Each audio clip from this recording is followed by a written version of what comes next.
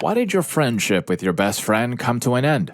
She was growing into a person I didn't like, but I stayed friends with her because we had 17 years of history together. When I met my husband, I 100% knew he was the one and told her I was head over heels in love. But when she met him, she told me, he seems more my type than yours, he's too attractive for you. Okay, fine, whatever. Then one day, she and I were out in an area with poor cell service, and I used her phone to call my man and let him know when I'd be home. She secretly saved his number. He started telling me Nicole isn't a good friend, and he would tell me he didn't want to be around her. Then one day, he sat me down and told me the reason was because she was trying to fool around with him. He showed me the texts where she was begging him to cheat on me, telling him I'd never have to know, asking him how he could stay faithful to someone so ugly, me, when she was so much better looking, and she sent pics of herself. I ended the friendship with her immediately. Our circle of friends was divided on the issue. I refused to socialize with her, so if they invited me to anything, I'd ask if Nicole was going and politely decline if she was. They told me, yeah, she messed up, but you're choosing some guy over a 17-year friendship, and it's putting people in an uncomfortable spot, having to choose who to invite to things. I replied, well, I don't want to make anyone uncomfortable, so I'll make it easy on you. Y'all can have her. Don't bother inviting me to anything again. And I never spoke to any of them again. That was 22 years ago, and I stand by my decision. When my husband passed away, a couple of them reached out. I did not reply. Story 2. The final straw? It was her birthday, and she invited me to go into the city to spend over $100, back when it was a lot of money, to make a cake at some popular bakery. She had ghosted me for years prior to this, and she had reunited maybe only a few months earlier. She made it clear she had asked all of her other friends and they declined already, so I was her last resort. Like, girl, you don't have to rub in how unimportant I am to you and how ready you are to use me. Story 3. She ditched me the day we were scheduled to go on an international trip we'd been planning for 2 years. I went alone and had an absolutely amazing time, other than the loneliness. Been 2 years, have not spoken since, best friend of 20 years. I've not been able to trust anyone else in the same way since then and have made efforts to make new friends, but a longtime friend is different. I'm not sure I'll ever have that again.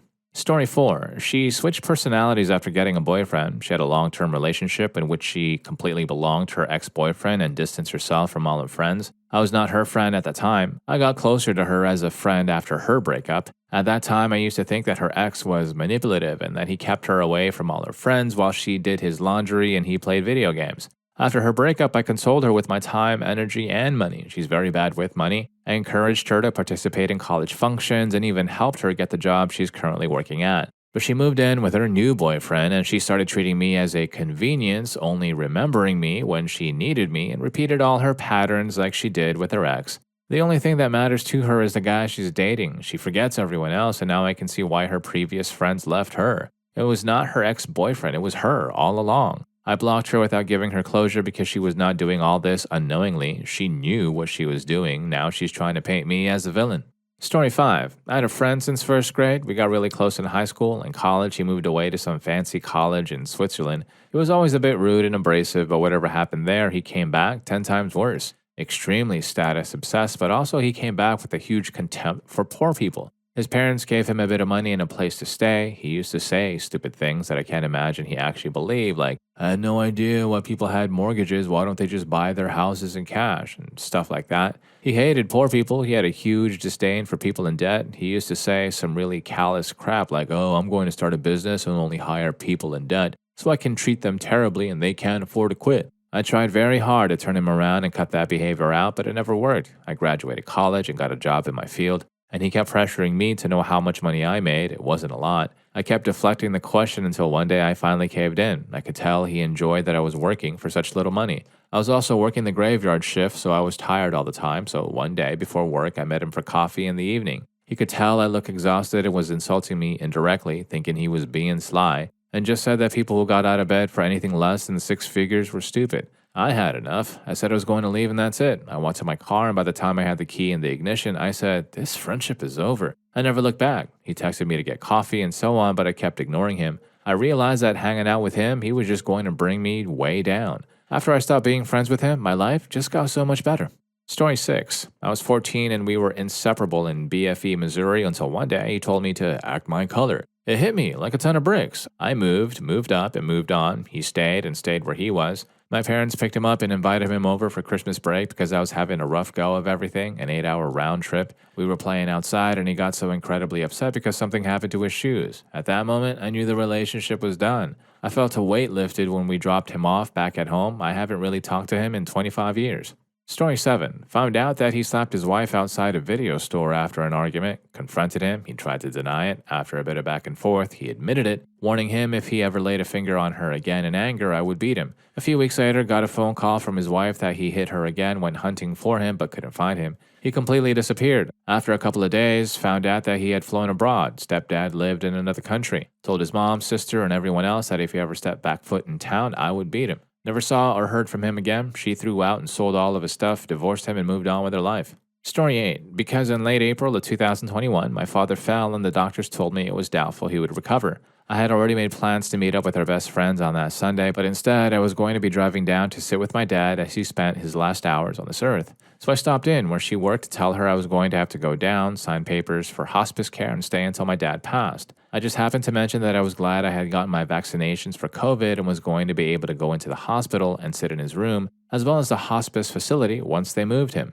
She came unglued, went nuclear on every single COVID vaccine conspiracy theory circulating at the time. The list was long. Everyone was going to pass away who got the vaccine. I was shedding virus even though I got the mRNA vaccine that I had been injected with, a micro-tracking device. Her list was extensive. But nowhere in there was there any sympathy for me going to sign papers to allow my father to pass away or to sit there and watch him pass away. Not a single word of support. Instead, she was shouting for me to get away from her. Well, I did remove myself from her that day, for good. No need for me to explain why. My husband continued to see her and her husband for a few months more because he simply didn't believe that my telling of the interaction could have possibly been accurate, until he saw obvious evidence of them lying about something that had to do with a grade school instrument rental. They told us repeatedly that they had returned the clarinet when their daughter decided she didn't like practicing and didn't want to continue. They argued with the school and told them that they messed up by not recording the return. But then they told my husband that someone was coming to buy the clarinet. I think they forgot that they told us a totally different story less than 6 months before and retold it several times since.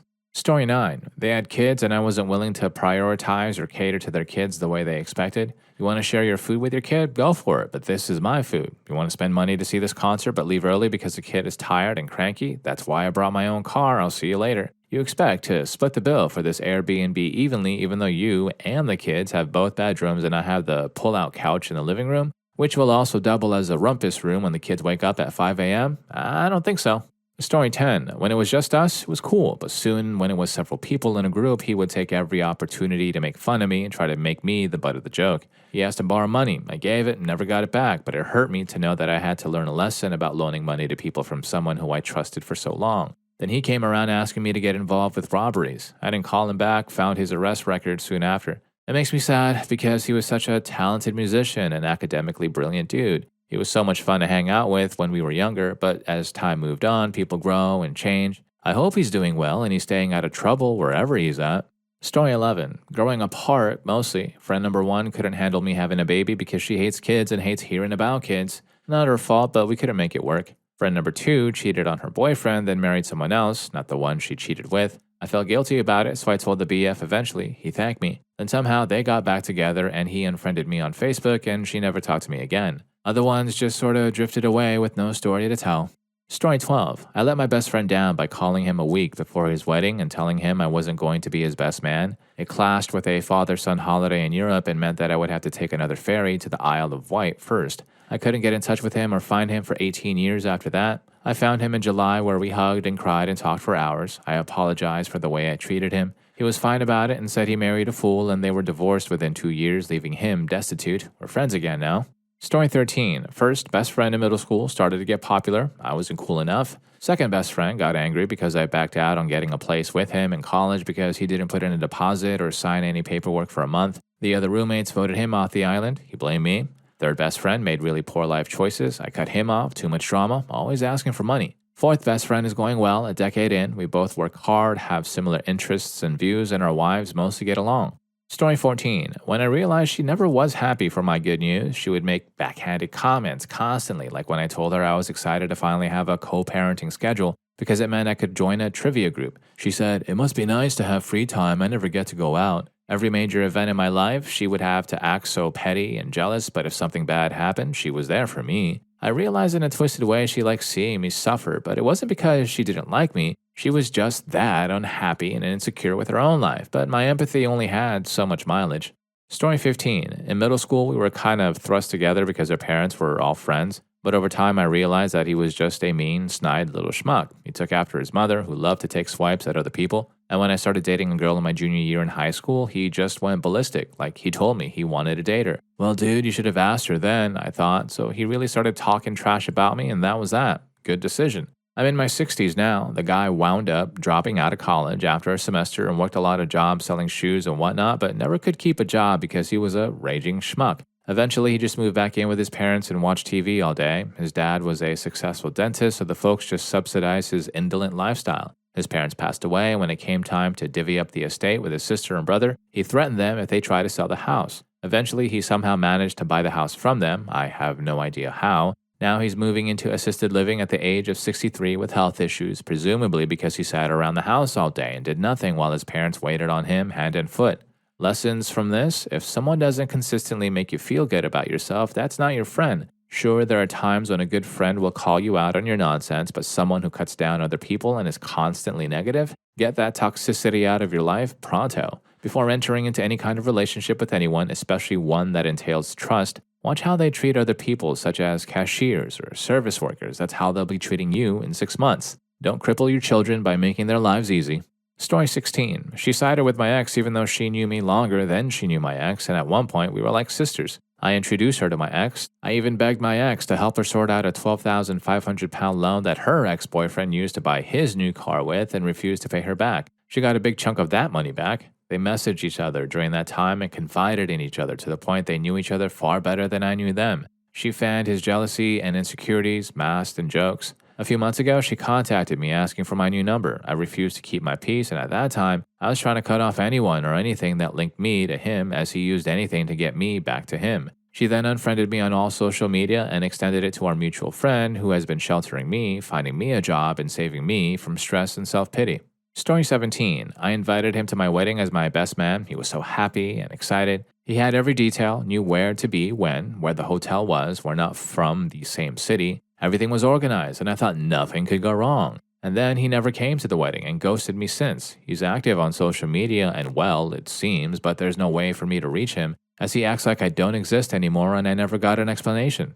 Story 18. She ran for state office, and after a couple of cycles where she didn't win, she did. Then after that, every time she wanted to catch up, it would involve asking me to donate to her campaign. In one case, she needed me to break up $1,000 into 4 donations of $250 from 4 different members of my family. I'm still not sure why I did that for her, but I did. Then I remember getting a really nice invitation to her swearing in with a handwritten note. Couldn't have done it without my friends. But when I RSVP'd and said I'd love to go and I was honored and I'd bring my 13-year-old son, the next day an assistant called me and said she wouldn't be able to have any FaceTime with me, and the best they could do was to make sure I could get a reservation at a hotel where there would be a live camera feed. Okay, well, so much for that. The last thing she invited me to was a fundraiser in her support with a cost per person of $500, and she wanted me to buy a table so some of our other school friends could attend without the cost to them. She doesn't even serve in my state, and while I'm super happy for her, the quality of the friendship turned into something different that was working for her, but not for me.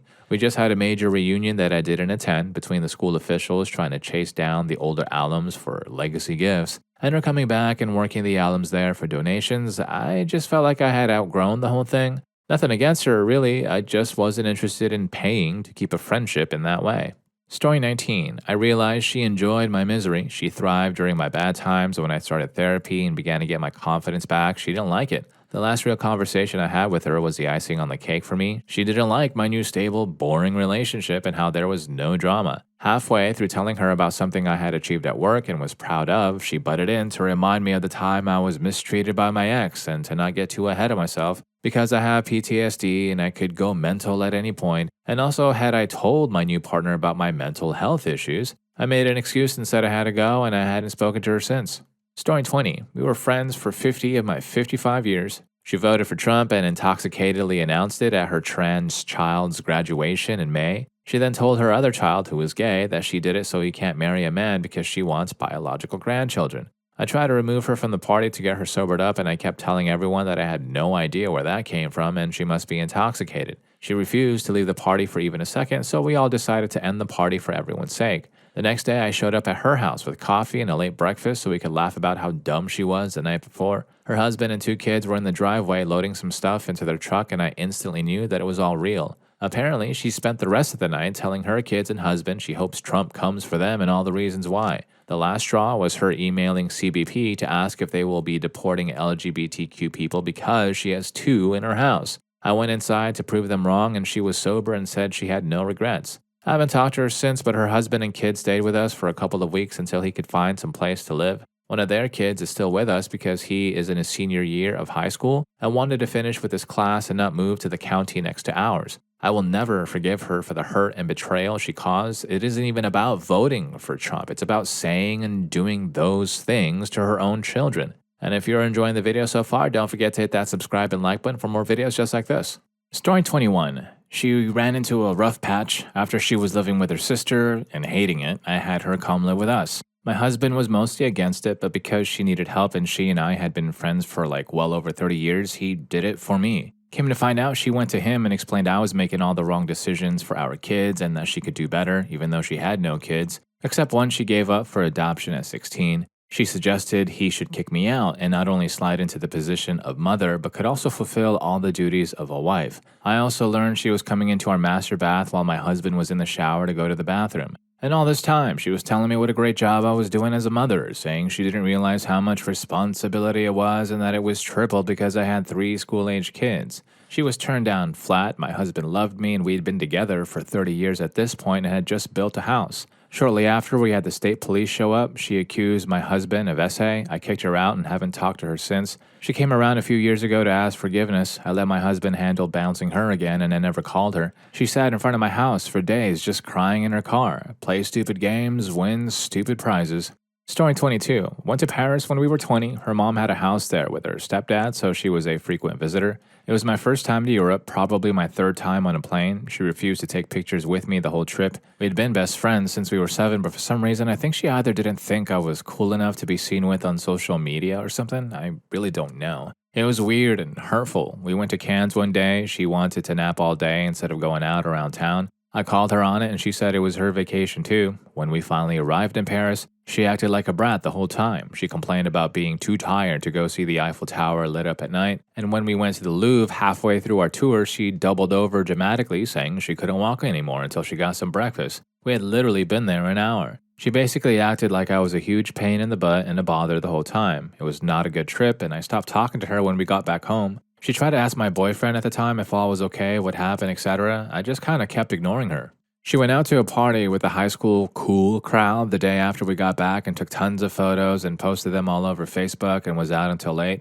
It took me years to get over it. Honestly, felt like a divorce or a death even up to 7 or 8 years ago. She was living in NYC and we tried to reconnect and she blew me off, so yeah. Sometimes I still think about the good times, but overall, I know it was a good thing. Story 23. All of my quote-unquote ex-best friends are actually because of situational distance. So in elementary school, I had a couple of friends. My best friend and I went to the same middle school for the 6th grade, but were in different sections. So we only got to hang out for those few minutes between classes and the random moments before and after school, after we got dropped off and before we got picked up. However, my parents enrolled me in a then new charter school for 7th grade. This was before the likes of MySpace and Facebook, so all my elementary school and 6th grade friends were completely out of my life. Because I was smart and chubby/fat, I was constantly bullied from 7th grade to 10th grade. I managed to get a best friend in 10th grade, but we lost touch after we graduated. By the time whichever of us unfriended the other over politics, we were barely acquaintances anymore. Then my best friend in college, they moved away after graduating college. All of my quote-unquote best friends since I graduated college, I'm still friends with. Some of these are on 8 or 9 years of friendship and hanging out and stuff. Story 24. He got a girlfriend, LMAO. We'd been friends since we were 5 and we referred to each other as siblings. We were close our whole lives. He was one of the groomsmen at my wedding. He struggled to keep romantic relationships, and when we were 28, he met this girl. She didn't like that he had female friends and I kept trying to make plans to hang out. He would be pretty crappy about committing to plans or even agreeing, so I stopped reaching out. He never reached out to me and we completely stopped talking. He got married to her last year. He still has never made any attempt to reach out. We haven't seen or spoken to each other since 2021. A childhood friendship, quote unquote, close as siblings, and that friendship ended with complete silence, no big fight or actual drama, and not even a goodbye. Story 25. I went on a trip to Hawaii with her and her family, and she was just being vile to everyone throughout the entire thing. Snapped at her mom and sister over nothing constantly, throwing fits whenever she didn't get exactly what she wanted. It was rough to be around. Then I realized all the crap she used to talk with me about how awful her family was probably just her making things up so she could play the victim. After that trip, every time we hung out, I just noticed all of these things I never really picked up on before. She never listened to a word I said, everything was about her. She was always playing the victim in every aspect of her life, always talking crap about people. It just crumbled from there, and that was it. Story 26. She passed away. We were besties from ages 15 to 16 to 32 to 33. It's been 7 years without her. I miss her every single day. She was my soulmate as a best friend, and while her passing has been incredibly painful, it was unexpected. I hope everyone gets to experience the type of trust and love we had for one another. If you didn't know us, it would sound romantic, but it was never about that side of life for either of us. We just unconditionally loved one another and never doubted each other. We were also trauma bonded and went through some serious hell together. I fully believe we would grow old together. Life has been lonely ever since, but I guess I'm doing okay. Life keeps moving after passing, and I'm a mom, so I couldn't give up. You learn to adapt and grow with the grief. Mine took a long time to calm down. Now it's gentle waves with the occasional day of despair and a lot of laughter and love in the in-between. Story 27. Two buddies here. First one, my high school buddy revealed to me that his baby mama left him, so he deliberately quit his high-paying job, moved back with his mother, and cut his income down to basically nothing. Also, he wouldn't have to pay her any child support money for their kid. I just couldn't get over the fact that he cared so little for his own child that he would willingly sabotage his own life to screw his ex and child over. I stopped reaching out to him and we eventually fell out of touch. Haven't talked to him in maybe 20 years now. Second one, my bro, he got pancreas cancer right after COVID broke out. Despite chemo and experimental treatments, the cancer spread. He passed away a couple of months shy of Christmas in 2020. I still miss him to this day. Story 28. Her boyfriend cheated on her, so they broke up, but a non-refundable trip to Mexico was coming up, so I suggested she at least get her own room. She chewed me out for that and asked for support, so I said, have fun. On the trip, he proposed, so she forgave him. During wedding planning, she found text messages from another girl, so I comforted her. After the wedding, she asked me what I thought about a promotion. I said, take the money. She passed it up because her husband didn't want her traveling so much. She called me in the middle of the night to watch her kids. I said no, let the man cheat in peace. Last I ever heard from her. Story 29. He joined the army and became a completely different person, like completely off the rails. Moved away for a long time, as you'd expect, but we'd still sporadically keep in touch. We arranged to meet for a pint with our respective girlfriends one day. It was all pretty good. The next day, he proposed to her. Didn't say a thing to me about being best man or that he was even going to do it. We never spoke again, not because of that. I think we just went different directions, and the next time I saw anything to do with him was when he posted his wedding pictures. Not only was I not best man, I wasn't even invited. We'd been absolutely inseparable, best friends from the age of 6 to 7 to about 20. We never fell out, I just don't know what happened. I know he joined the army and moved away, but I signed up to the forces too and was still able to maintain my old home friendships despite being away too. I moved on from it all, but it used to bother me a lot. Story 30. We met at 21, we're now 40. A couple of years ago, she called me up all coked out, rambling about some job opportunities she had from a guy she met at a bar, who she went home with and did a bunch of substances with. I told her I was busy making dinner for my family and asked if I could call her back. She then texted me this long message about how I think I'm better than her, I don't support her dreams, and I can't even take 10 minutes to listen to her tell me about this life-changing opportunity. I felt really bad and called her back. The next 3 conversations I had with her, she proceeded to tear me down, call me a bad mother, tell me my family isn't proud of me and that she knows I'm self-conscious about my weight, which is why I can't find a man. None of those things are true. I realized that she and I had run our course. She had all of her kids taken away from her. She was unemployed. She was 37 and doing substances on a weeknight with some stranger from a bar. She was projecting all of that crap at me. We had a lot of fun back in the day, but I had outgrown her years ago. It made me realize that she was also very bitter and jealous and had not done anything to fix her situation. She would rather take it out on me. I haven't spoken to her since. I don't plan on ghosting her. I was just going to break up with her properly, but it never really happened, and now it's been years and I have no desire to. Story 31. Her mental health really deteriorated. She was basically a functioning alcoholic, and it got to the point that every outing with her ended in some drama. Fighting with her boyfriend outside the bar, retching in a lounge and getting kicked out, getting aggressive, and wanting to fight people who didn't do anything. One day we went to a bar and I bumped into a friend I hadn't seen in forever, and he was gay now and with a group of friends. Our groups meshed together that night and she got very intoxicated and started saying some homophobic words. I was disgusted and did not want to associate with her anymore after that. I started thinking about what her behavior would be like in every important event in my life, and we started disagreeing on a lot of moral values. She was anti-vax, started believing conspiracy theories, homophobic, and I'm a super liberal, plus own a business, so I could have repercussions against my business if I ended up in a video or something with her saying the stupid stuff she did. It was sad because she was an extremely nice person all my life, and I slowly saw her turn into a completely different person and just deteriorate due to alcohol and definitely untreated mental health symptoms. I heavily believe she was undiagnosed bipolar or schizophrenic. There were a lot of delusions towards the end and even very concerning homicidal ideations. I was close to her family and begged them to put her in treatment, but they just turned a blind eye, and as we got older I realized I didn't need to be her caretaker or responsible for her. I told her my piece and our chapter ended. I couldn't let myself be affected by her behavior anymore. She ruined so many birthdays and events. One side story, early on into her change, her and her family started honing in on this big conspiracy about the milk industry. I went to her house one time and they offered me pasta and the sauce was made with milk. I had a horrible stomachache for a few days after that. Come to find out that they would now get their milk off the black market at some farm where it was raw, unpasteurized milk. I was so freaking angry because I felt like they should have told me, as I would never have eaten it. And I know how dangerous that could be, and I felt like it was very violating to feed me something I could have gotten a very serious illness from. Story 32. He got way too clingy. I'm a friend who needs space, constant messages, always interrupts people. Told him multiple times, dude, you're smothering me. Give me space. I don't need to talk to you 24/7. It's too much. If I'm speaking to anyone other than him, he comes over and interrupts and makes it all about him. Literally will insert himself and just make some stupid joke that has nothing to do with what I was talking to the other person about. Started saying too many lovey-dovey things that were making me feel weird. I've never met an adult who talks that much. It is extremely overwhelming. He just doesn't understand boundaries or people in general. What really made me angry was he sent me a video randomly of him retching because it was quote-unquote funny. I was disgusted and furious, told him my boundaries 3 times now and I'm officially over it. I saw the signs from the beginning and there have always been things that really bothered me, but he is very nice, so I felt obligated. Eventually everything just started building up and I grew to really dislike him. I don't like being around him anymore. It gives me such horrible anxiety. I started avoiding him at all costs, caused me way too much stress and worry. I tried to hang on as long as I could because he is a nice, caring human, but it was just way too much for me. I can breathe now.